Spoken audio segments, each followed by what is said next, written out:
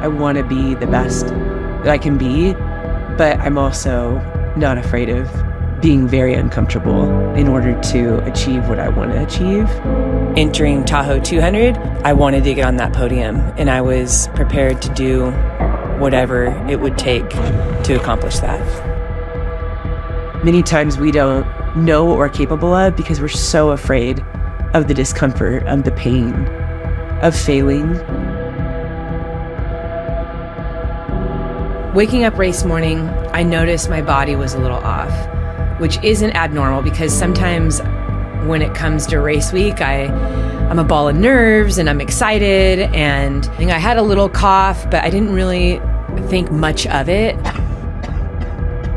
I really just pushed those feelings aside and felt like, all right, I can still push through and I can run hard. And so that's how I began the race. I don't stand on a start line and think, oh, I hope things go well. I hope I get to the finish line. I just want to have fun out there. No, like, now is the race. Now is the test. All that training, all that dedication, is it going to pay off?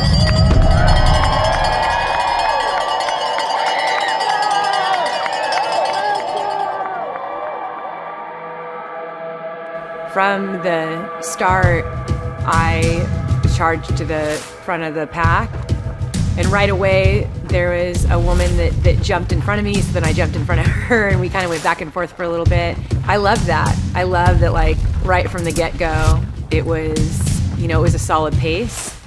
And so running into the first aid station, my spirits were really high. I had really good energy.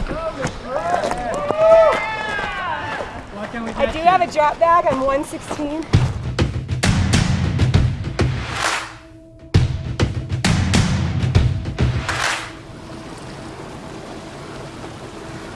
We were up pretty high as far as the altitude goes at that point at the first aid station. And also the heat was really starting to make an appearance.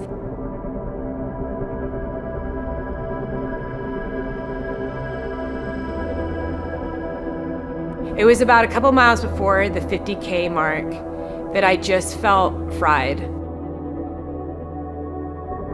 This wasn't race nerves. I couldn't ignore this anymore. It made me labor in my breathing, and it just felt like it was really sucking the energy from me.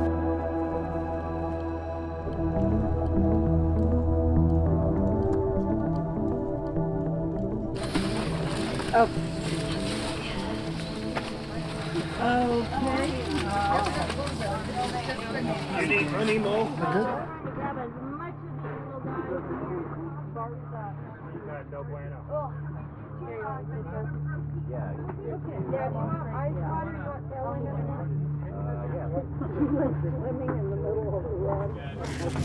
Sitting here isn't going to make me feel better, so I'm going to just walk. So I can get some ground. After I made it to the turnaround point, I started having problems with just eating. Slowly, as I started to make my way back to the 100K mark, I wasn't able to process food anymore. So I started vomiting, was getting pretty dizzy. And then at one point, I was just vomiting anything that came in my body, including water.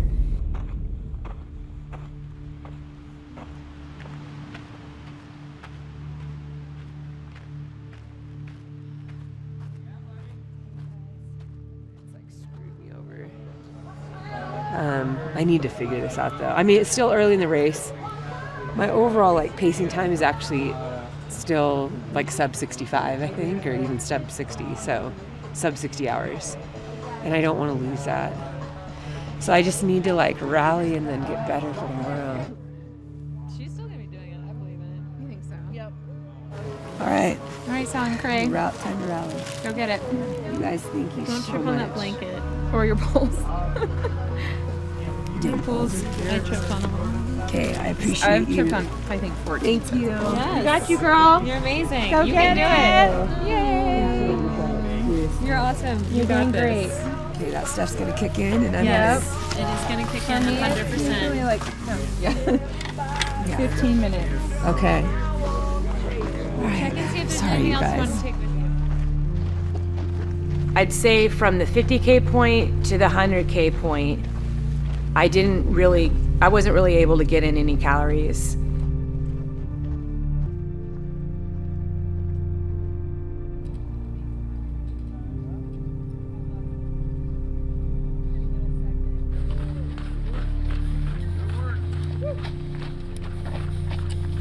Generally drinking in like 8 hours. Yeah, I can't keep, I'm throwing up water. Yeah, I can't keep anything down, dude. Nothing. I don't know what to do. This is the worst nausea I've ever had. So, hi. Do you want Billy to pace you You're right here. now? Do you want me to jump in? He can jump in right now. Yeah, you could if you want. This is need about 5 or 10 minutes. Yeah. Yeah. The first 20 miles were so good. I felt so good.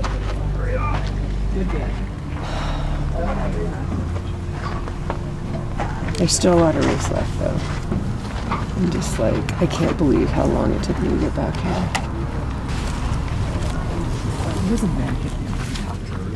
There is a med. Yes. 27. I ended up staying in that aid station for over 2 hours. And what that did to me mentally, man, it really messed with me because I'm lying in this cot, remembering how hard I trained for this race. And instead of being out there on the course, I'm watching runners come into the aid station and leave. My stomach and nervous system weren't cooperating with my fitness, and that was really frustrating.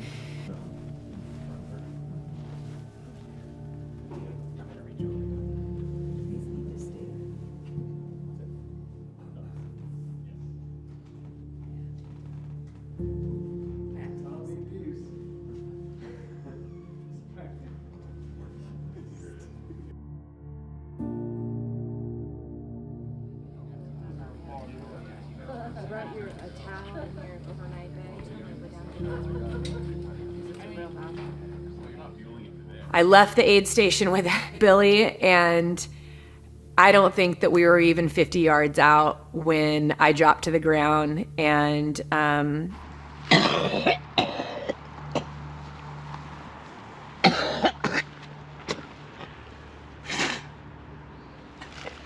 Dude, what the hell is going on?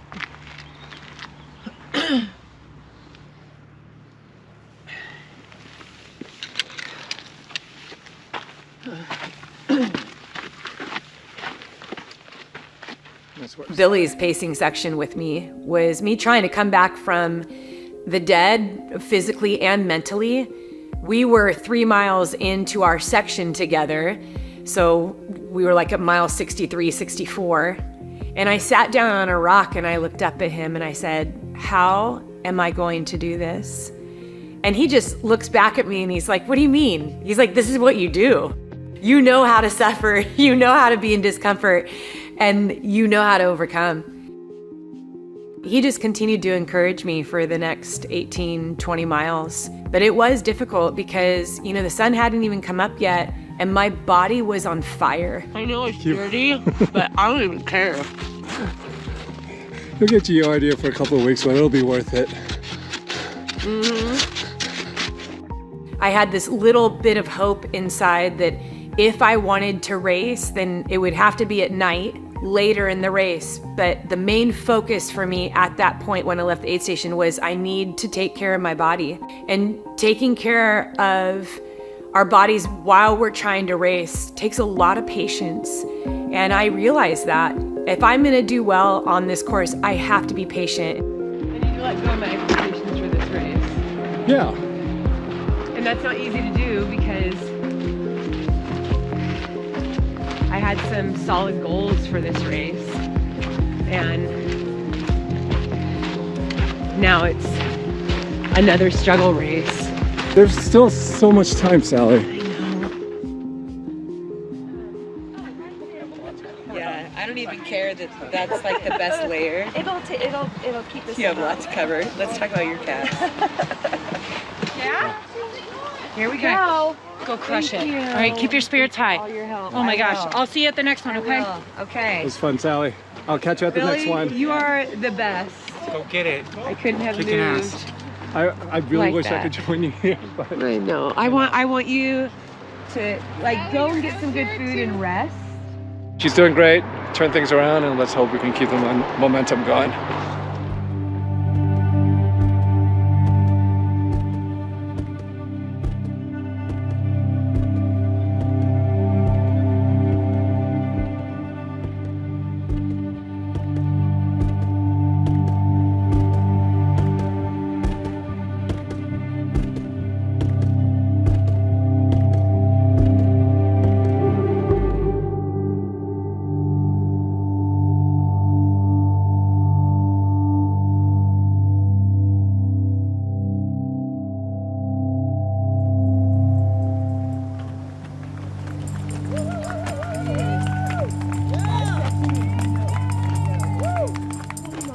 She said that last section was rough, really hot, and she's very tired. So she wanted to just come in and get, something cold. She needed ice, and she sat down for quite a bit. I guess like 10 minutes, 15 minutes, and just kind of out of it. She just kind of was, and I think she's just really tired. But she was debating if she was gonna, take a little nap here, which she decided not to, which I think was a good decision because this next section's 13 miles, which relatively short, and then she'll be able to rest at the next station when it's dark, and I think that's what she's kind of leaning towards. So she's only a couple miles out of second place, so I know she was discouraged in terms of her time, but I think she's in a good spot with 100 miles left. So when I have obstacles in a race, when I have situations that frustrate me, it is never a question of, I don't know if I can finish this race, am I gonna be able to get to the finish line? I immediately think, what can I do to solve this situation? What can I do to make this situation better? What can I do to keep on moving? Because this isn't a question about quitting. This is a true reflection on who I am. It'd be really easy for me to complain and say, well, I trained so hard, or claim that no one trained harder than I did, and so I earned and I expect for everything to go my way. But real life isn't like that.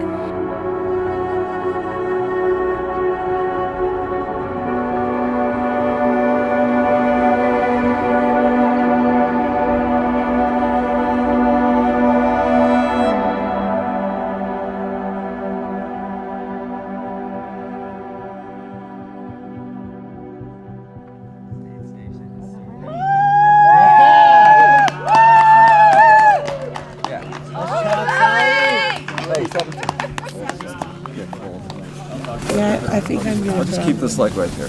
Okay.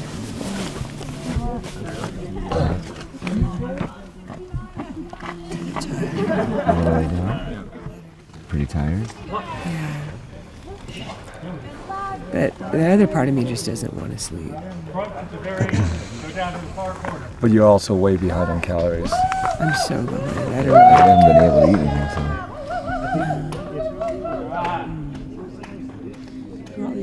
There was a couple times I tried to rest, but I was so hot, like my system was so hot, and my mind was just, I couldn't turn my mind off. And then it was really uncomfortable for me to lay down. So I'd lay down for a few minutes, and then I would just sit up and tell myself, I'm wasting my time. I'm not able to rest. I just need to keep moving.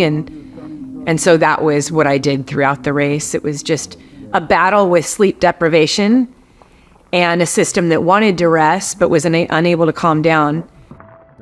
And that began to compound. Those feelings of being very tired. I knew it would only be before time that I would be dealing with some serious repercussions of that. Okay, thank you. 116 leaving. All right, have a good ride.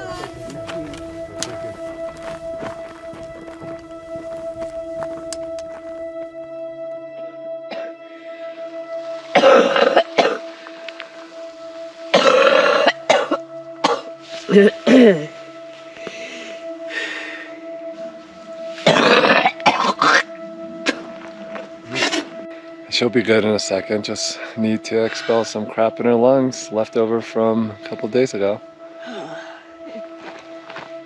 It's 121 miles so far into this journey.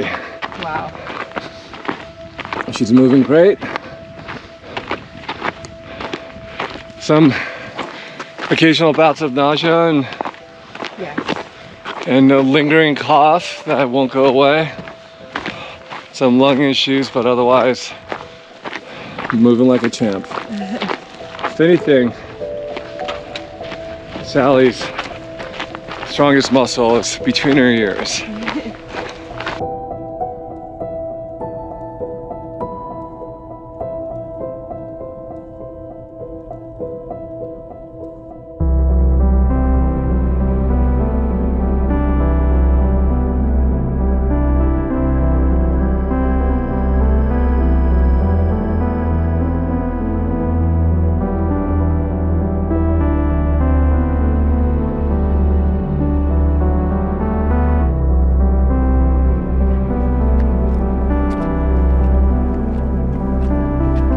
We came into Tahoe City and I told him, I was like, well, my feet have been hurting for a while. I'm sure I have a handful of blisters, but I don't care. Just better treat it now before it gets any worse. Do you want me to see if there's like a More white? foot care guy? No. No? I don't want anyone else with me. Okay. And so we kind of had this back and forth, and I get to a chair and I'm sitting there and he's like, why don't you want to take care of your feet? I was like, well, because it'll be another 30, 40 minutes that I have to sit here, and I don't want to sit here for 30 or 40 minutes. And so I'm seeing women in the aid station. I'm like, oh, this is like a great time to kind of like catch up to the front pack. But Billy was so insistent on taking care of my feet. And he's like, I'll go tell that medic that she needs to be fast. And then, of course, I just really appreciate it because they did need to be taken care of. And ultimately, it did help to not make them as bad at the end of the race. There's one done. 2 done. Have you tried to drain it at all? No, I just ignore it. It's real solid. Yeah. I know, I'm sorry. No, do what you think would be best. I just want to. Whatever you do, I'm not touching them again. Yeah, because you don't have any, like, it's raw. Yeah, it's raw. Yeah. The other thing that I really love about Billy is a very thoughtful person. And before the race, he asked several people to send me a good luck video. And when I was at low points, Billy would whip out his phone and he would play these videos for me. For you. I'm cheering for you, and you inspire me. I know Tahoe 200 is here in the midst of it right now, grinding it out.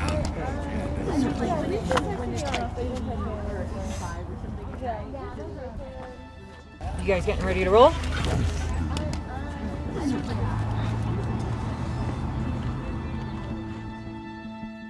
No one wants to be uncomfortable and stay there.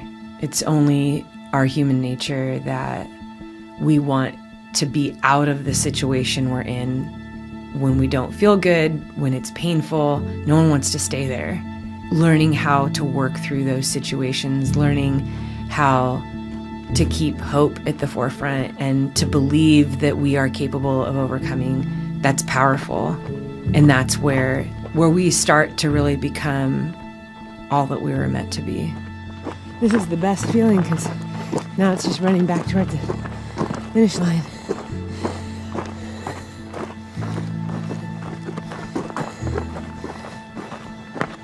I am hallucinating a little bit though, so it is kind of funny.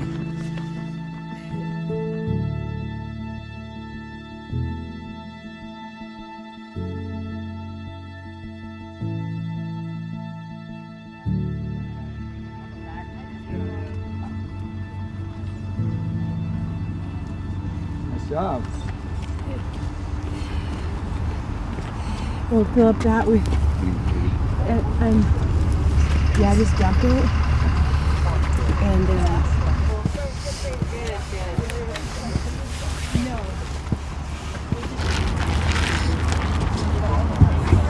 It was a big climb out of Tahoe City. I mean, a really big climb. I'm working my way back up to Brockway. That section was mostly exposed.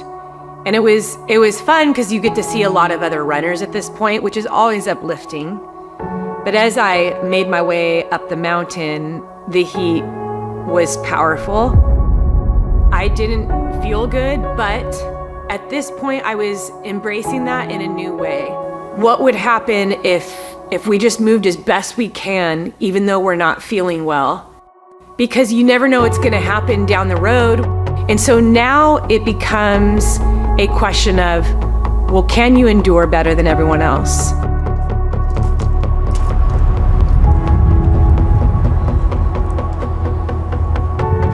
It's really easy to focus on one negative thing and then let it get out of control. And, you know, having raced for so many years, I've also had to work really hard on identifying that and not letting it get to a domino effect. And so as I ran toward Brockway, that was the conversation I had with myself, was even though it all feels like everything's falling apart, and yeah, it might feel like this is a really bad race performance, there is still race left. We race all the way through the finish line. We don't only race when we feel good. We don't only give our best when things are going our way. I don't know what's in store ahead for me. And the only way that I'm gonna find that out is by giving my best and to continue moving forward.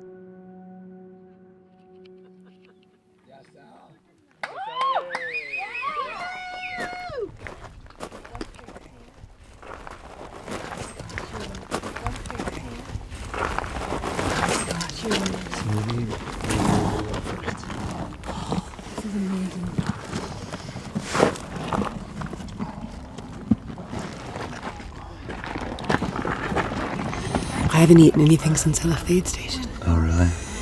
I started vomiting. I vomited like a lot. I just got so hot. Yeah. And then I ran out of water. So I'm pretty behind. I'll take the other stuff though too. I did like 6-7 minutes on a rock when I was hallucinating. Oh, up But here. I want this to be the last one before I finish. Dude, last 20 minutes right now? Yeah, like the heat kind of jacked me up, so Okay. I'm pretty tired. All right. Why don't we just do 20 minutes and then I'll go. I went to the tent and I thought, okay, maybe I can lay down for a couple minutes. It didn't work. I got back up and then I asked Eddie, I think it was while I was in the tent, I said, how far ahead is the next runner?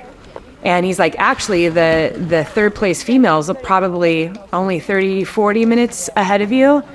And I started to do the math in my head. I looked at the mileage marker that I was at and I thought, like, there's still a lot of race left that I could maybe get myself onto the podium.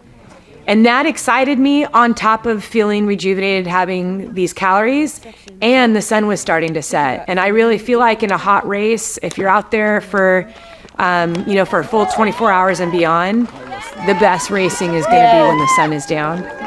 Thank you.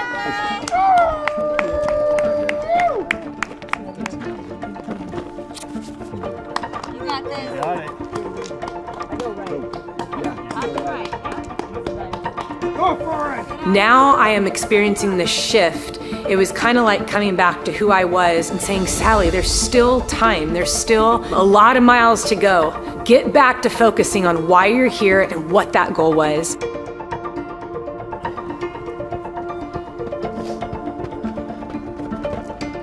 I just decided to go for it no matter what the cost was. It wasn't like my physical state changed. It wasn't like suddenly my feet felt better and I wasn't sick anymore and my system wasn't fried. And it was just mindset. I believed in that moment that I could be better than I was in the previous miles, that I could be better than I was at Cocodona, and I could be better than I was even 5 minutes ago. And I thought, let's go for it.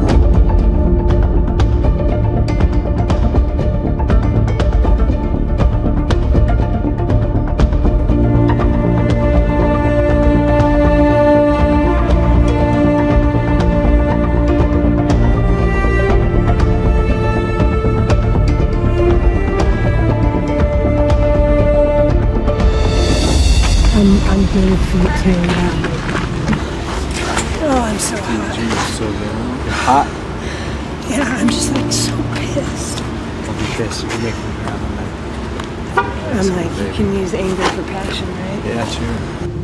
She's only 3 miles ahead. Yeah, she's only I'm 3 gonna miles catch now. her. She left here at 10:20. All right, I gotta get going. A big part of me racing is I really like to get the best out of myself. Once I lock in on a goal, I throw aside anything that is distracting me, weighing me down.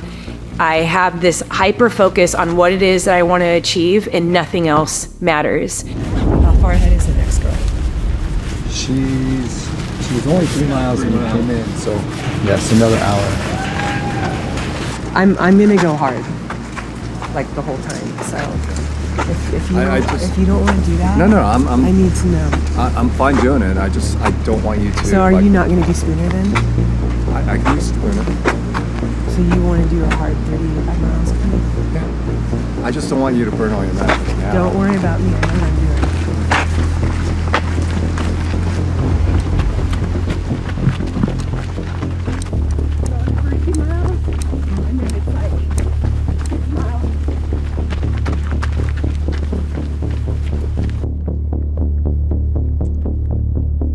When we race, we are demanding that we get the best out of ourselves, and we're hoping that the people around us are also pushing hard too, because if they're pushing hard, then we're pushing hard.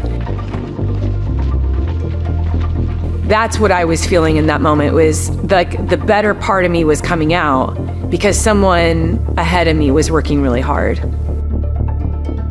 15 miles go by, and around that time, I see a headlamp, and I can see it kind of like moving back and forth across. It looks like it's like looking from left to right in our direction, and I tell Billy, I'm like, they know we're close. We finally spotted the headlamps with like less than a mile to go into the aid station. We'll probably do the pass just before that.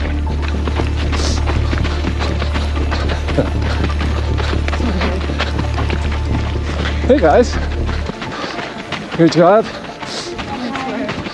Nice work. The pass was finally made as we're coming into Spooner aid station. As soon as we passed, I felt like our pace picked up and we got really excited, and then it was time to come into the next aid station.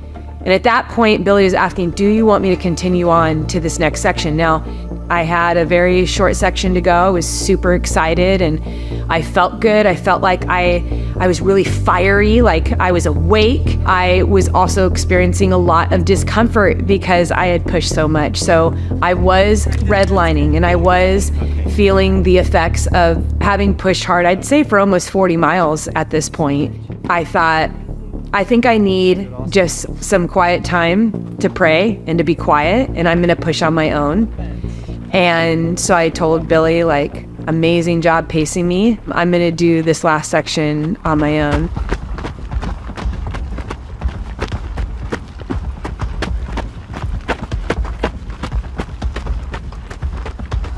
It was not a good idea to leave Billy behind. Yeah, I regret that because I don't remember a lot about that next section.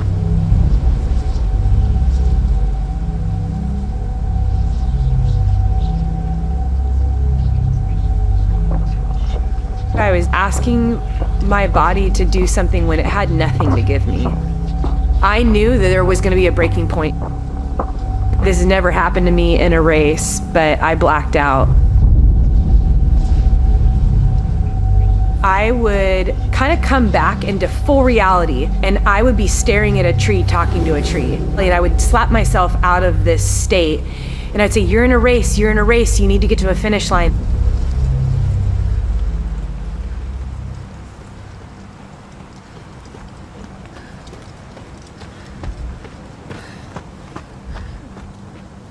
I spent 100 miles thinking about how I wasn't achieving what I had set out to do. I know that there have been moments in my life where I have given up too early. And most of those times are when I feel like this is just too hard. This is too much. I can't handle this anymore. But it's usually at that point where the greatest change is going to happen, where the best lessons are going to be learned. I think all too often we just quit too early.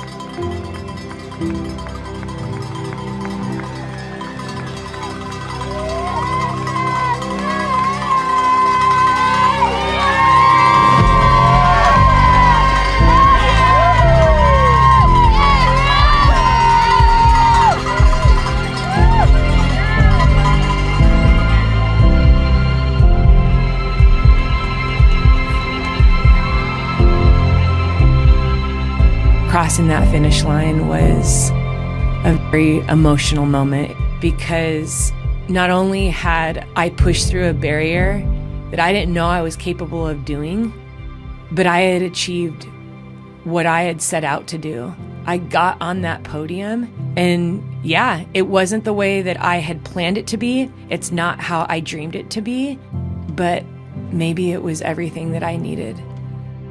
It was showing me once again what we are capable of doing if we just keep going. Third place, baby. Yeah, you did it. I never thought I'd be so proud of third place, but I'm so freaking proud of third place. Down. Right?